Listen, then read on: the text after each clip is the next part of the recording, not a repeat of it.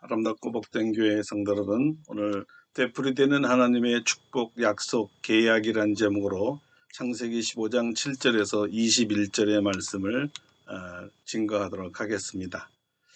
아브라함을 택한 하나님께서 아브라함에게 약속하신 축복은 아브라함 몸에서 날 씨를 상속자로 주시고 그의 후손들을 하늘의 별처럼 많게 하신다는 약속입니다. 75세에 부르시고 10년이 지난 85세 때에 하나님께서 아브라함에게 주신 되풀이 축복입니다. 75세도 생산 불가능인데 85세면 더 불가능해진 시간에 이 약속에 대한 믿음을 잃지 말라는 하나님의 격려였습니다. 그리고 하나님의 의도와 바람대로 아브라함은 이를 믿었다고 성경은 말합니다. 물론 하나님께서 기쁘고 만족하셨습니다. 성경은 이를 그의 의로 여겼다고 표현합니다. 하나님을 믿은 것은 참 잘한 일이란 뜻이죠. 바른 일입니다. 그래서 네가 나를 믿은 것은 참 잘한 일이다. 내가 너의 믿음을 인정한다. 앞으로 모든 믿는 자들은 아브라함처럼 믿어야 하지. 네가 믿음의 기준이야. 이런 말인데요. 바로 이것이 의라는 개념입니다. 우리에게 있어서 복중의 복은 물론 땅을 기업으로 얻고 자손도 별처럼 많고 명예도 최고로 높여주는 것이지요. 하지만 사실 이보다 더 귀한 복은요. 하나님으로부터 믿음을 인정받는 거예요. 그러니까 하나님이 인정한 믿음이죠. 이 믿음으로 모든 축복을 받거든요. 저와 여러분 모두가 하나님께서 이 믿음의 조상처럼 믿으려면 이 사람처럼 믿어라 이렇게 인정해주는 믿음이 되기를 축원합니다. 다시 되풀이해서 정리하면요. 불가능을 가능으로 믿은 믿음 말이죠. 신약 성경 로마서에서도 사도 바울의 믿음을 잘 정리했는데요. 로마서 4장 17절입니다. 기록된 바 내가 너를 많은 민족의 조상으로 세웠다 하심과 같으니 그가 믿은 바 하나님은 죽은 자를 살리시며 없는 것을 있는 것으로 부르신 이시니라. 여기서는 아브라함의 믿음의 성격을 죽은 자를 살리시며 없는 것을 있는 것으로 부르시는 하나님을 믿는 믿음이었습니다. 그리고 두 번째는요. 로마서 4장 18절입니다. 아브라함이 바랄 수 없는 중에 바라고 믿었으니 이는 내 후손이 이같으리라 하신 말씀을 말씀대로 많은 민족의 조상이 되게 하려 하심이라. 두 번째 아브라함 믿음의 특징은 바랄 수 없는 중에 바라고 믿은 믿음입니다. 이 둘을 한마디로 하면 불가능을 가능한 것으로 믿은 믿음이지요. 이 믿음은 하나님은 전능하신 하나님이십니다. 이 믿음을 보여준 것입니다. 축복을 받지 않을 수 없는 믿음이지요. 이런 아브라함에게 축복을 되새김시키며 되풀이해서 복을 약속할 수밖에 없는 하나님이시라는 것을 오늘 성경이 우리에게 보여주고 있습니다. 이런 식으로 말합니다. 내가 알고 있었어. 이 사람 아브라함은 내가 인정하는 믿음의 사람이야. 복받을 자격이 충분히 있지. 있고 말고. 자, 그래서 이 되풀이되는 축복의 약속이 오늘 본문인 것입니다. 그리고 이 축복은 계약이란 형식으로 주어집니다. 그래서 우리는 계약에 대해서 이해해야 합니다. 계약이란 하나님과의 아주 특별한 약속을 말합니다. 전지전능하신 하나님과 사람과의 약속이라는 데서 특별합니다. 하나님이 약속하셨기에 반드시 이루어진다는 면에서 더 특별합니다. 하나님께서 아브라함에게 주신 이 아주 특별한 약속의 첫 번째는 아브라함의 씨, 후손에 대한 약속이었습니다. 그 약속을 되풀이하면서 반드시 아브라함의 몸에서 날 상속자를 주신다고 다시 확인하셨습니다. 이것을 아브라함이 믿으니 이를 그의 의로 여겨주셨고요. 이 하나님의 특별한 약속인 계약을 위해 아주 특별한 의식을 가졌습니다. 오늘 본문은 바로 이 특별한 예식의 시작을 알려주고 있는데요. 이제 하나님은 다음 약속인 땅에 대해서는 어떤 방법으로 또다시 아브라함을 확인시켜 주실까요? 자, 이제 살펴보겠습니다. 7절입니다. 이 7절은 또로 시작합니다. 또가 말하는 의미는 확인의 재확인, 그래서 확신의 재확신을 되풀이하신다는 의미입니다. 로마서에서 바울의 말대로 하면 믿음에서 믿음으로 있고요. 오직 믿음, 철저한 믿음, 처음부터 끝까지 믿음, 하나님의 약속을 확신하는 것입니다. 자, 7절을 읽겠습니다. 또 그에게 이르시되 나는 이 땅을 내게 주어 소유를 삼게 하려고 너를 갈대인의 우르에서 이끌어낸 여호와니라. 하나님은 여호와를 믿어 이를 그의 의로 여긴 아브라함이기에 이제는 어떤 말을 하셔도 자기를 믿고 신뢰할 아브라함인 것을 의심치 않았습니다. 하늘의 별처럼 자손들이 많을 것이며 그 자손들이 살 땅이 바로 이 땅이다, 이렇게 말씀하셨어요. 아브라함이 하늘도 보고 땅도 보았습니다. 여기서 하늘과 땅의 주인이신 하나님을 우리가 본 것이죠. 난 여호와니라. 난 전능한 하나님이요 하늘과 땅을 창조한 하나님이라. 그러니 나를 믿어라. 이런 말씀이었습니다. 아브라함은 하나님 말씀에 다음과 같이 또 묻습니다. 주 여호와여, 내가 이 땅을 소유로 받을 것을 무엇으로 할리까? 하나님께서 아브라함에게 보여줄 또 하나의 실물은 가축들과 새들이었습니다. 그러나 단순한 동물을 보여준 것이 아닙니다. 그 가축들을 가져다가 그 중간을 쪼개어 하나님께 드리라는 것입니다. 공교롭게도 이 쪼개다라는 말과 계약이라는 말이 상당한 연관성이 있습니다. 그래서 쪼개는 계약의 의미를 알아야 합니다. 크게 두 가지 의미를 보겠습니다. 쪼개다는 그 의미가 이 두 부분이 서로 마주보게 하기 위해서였습니다. 계약은 일방적으로 혼자 이루어지는 것이 아니잖아요. 계약을 맺는 상대가 있어야 합니다.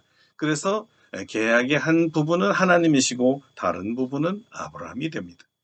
자, 그런데 여기서 놀라운 사실은요, 성서 기자가 이런 표현을 하는 거예요. 그 중간을 쪼개고 그 쪼갠 것을 마주대하여 놓고 여기 마주대하여 놓다라는 말을 주목해야 합니다. 특히 마주를 관심 있게 보아야죠. 이 마주란 히브리의 뜻이 기가 막히거든요. 이 말은 친구, 동무 또는 동료란 뜻입니다. 하나님께서 우리와 마주대하여 계약을 하실 때 군주와 종 사이의 개념이 아니었다는 거예요. 또는 권력자와 비권력자의 이런 계약도 아니고요. 친구 간의 계약이었습니다. 하나님과 아브라함은 친구 사이고 이 계약은 친구 사이의 계약이었습니다. 그래서 성경에는 여러 군데 아브라함은 하나님의 벗 또는 친구라는 표현이 나옵니다. 그 첫째가 역대하 20장 7절에 나옵니다. 우리 하나님이시여 전에 이 땅 주민을 주의 백성 이스라엘 앞에서 쫓아내시고 그 땅을 주께서 사랑하시는 아브라함의 후손에게 영원히 주지 아니하셨나이까. 여기서 주께서 사랑하시는 아브라함을요, 영어 성경은 모두 아브라함의 친구, 하나님의 친구 아브라함이라고 번역하고 있다는 거예요. 아브라함 your friends, 아브라함 your friends, 이렇게 말입니다. 그리고 두 번째 소개할 성경은 이사야서 41장 8절입니다. 그러나 나의 종 너 이스라엘아, 내가 택한 야곱아, 나의 벗 아브라함의 자손아. 보세요. 여기서는 직접 하나님께서 아브라함을 나의 벗이라고 부르죠. 자, 이제 마지막으로 야고보서 2장 23절을 보겠습니다. 이에 성경에 이른바 아브라함이 하나님을 믿으니 이것을 의로 여기셨다는 말씀이 이루어졌고 그는 하나님의 벗이라 칭함을 받았나니. 그렇죠? 야고보는 아브라함의 믿음을 하나님께서 의로 여기셨다는 뜻을 하나님의 벗으로 삼으셨다, 이렇게 해석한 거예요. 신구약을 통해서 보니까 이만큼 아브라함은 하나님의 사랑하는 벗이었다는 말입니다. 이제 계약으로 돌아가서 서로 마주대하여 놓다는 말은 사랑하는 친구들 간에 이루어진 계약이라는 말이 선명해지지요. 마찬가지로 하나님과 우리와 계약할 때도 친구 간에 사랑하는 계약임을 아시기 바랍니다. 둘째 계약의 개념은요, 좀 무섭고 두렵기까지 해요. 설사 계약이 사랑하는 친구 사이의 계약이라 할지라도요, 둘 중 하나가 이 계약을 깨트리면 희생제물이 이렇게 갈라져서 두 쪽이 나듯이 그 생명이 두 쪽으로 쪼개질 줄 알아라라는 뜻이에요. 그러니까 이 계약은 이 생명을 걸고 지킬 약속이란 뜻입니다. 이 약속을 지키기 위해 사실 우리 주님께서 자기 생명을 쪼개가며 지키셨다는 것을 알 때 얼마나 우리를 사랑하는 친구인가를 알게 되고 우리는 감사함과 더불어 죄송함이 나타나죠. 주님께서도 제자들을 더 이상 종으로 부르지 않고 친구라고 부르셨습니다. 친구를 위해 목숨을 잃으면 이보다 더 큰 사랑이 없다고 하셨고요. 우리는 하나님과 아브라함의 계약이 사랑하는 친구 간의 계약인 것과 이 계약 위반 시 생명이 쪼개진다는 뜻을 배웠습니다. 하나님 입장에서는 생명을 다하여 지킬 것이니 너도 생명을 다하여 지키라 말씀하신 거고요. 그렇다면 왜 세를 쪼개지 않았을 때 이 400년 동안 이방에서 객이 되고 그들을 섬기는 종살이를 해야 했는가를 이제 이해할 수 있을 것입니다. 이 쪼개지 않았다라는 말은요, 쪼개서 마주대하지 않았다는 말이기 때문에 하나님과의 온전한 계약이 이루어지지 않았다는 뜻입니다. 아브라함이 하나님 앞에 사랑하는 친구로 마주대하지 않았다는 결과예요. 하나님과 마주하지 않다는 뜻은 홀로 있게는 뜻이고 계약하지 않겠다는 뜻이니 완전한 계약이 되지 못했고 완전한 계약이 될 때까지 계약을 유보하시겠다는 거였습니다. 그리고 그 유보 기간이 400년이고요. 하나님의 택하신가 부르신가 사명에 합의하지 않으면 우리도 어쩜 400년간의 유보 기간을 지내야 할지 모르죠. 어떤 분들은 이미 이방에서 객이 되어 그들을 섬기는 중인지도 모르고요. 자, 이제 하나님과 계약의 의미를 다른 각도에서 보려 합니다. 구속사에서 이 계약은 어떤 의미를 가질까요? 첫째, 이 계약의 의미는 희생을 통해서 이루어진다는 것입니다. 이 말은 하나님께서는 어떤 희생을 치러서라도 반드시 약속을 지키겠다는 의지를 보여줍니다. 이스라엘 백성들은 이 첫 계약 의식을 전통으로 이어받아 하나님의 약속을 기억할 때마다 희생 제사를 드리게 됩니다. 둘째, 이 희생 제사는 동물을 죽임으로 피를 흘린다는 사실입니다. 그러니까 피로 맺은 언약입니다. 이 약속의 절정은 예수 그리스도입니다. 그리스도께서 우리를 구원하셔서 우리를 하나님의 이 자녀로 만드시겠다는 약속을 이루시기 위해 결국 피를 흘리셨죠. 그것이 바로 십자가에서 희생제물로 죽으신 예수님의 피입니다. 셋째로 계약자인 아브라함은 이 희생과 피를 보면서 하나님의 약속에 대한 확신을 갖게 됩니다. 하나님은 어떤 희생이라도 치루시면서 심지어 나중에는 아들 예수 그리스도를 이 땅에 보내시면서까지 자손을 하늘의 별처럼 주실 것이고 그들이 거주할 땅을 주신다는 믿음을 갖게 해주십니다.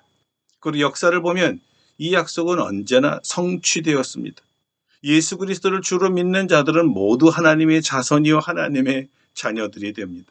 자, 아주 특별한 이 의식을 마치고 아브라함은 깊은 잠이 들었고요. 큰 흑암과 두려움이 그에게 임합니다. 하나님의 임재의 또 하나의 양상입니다.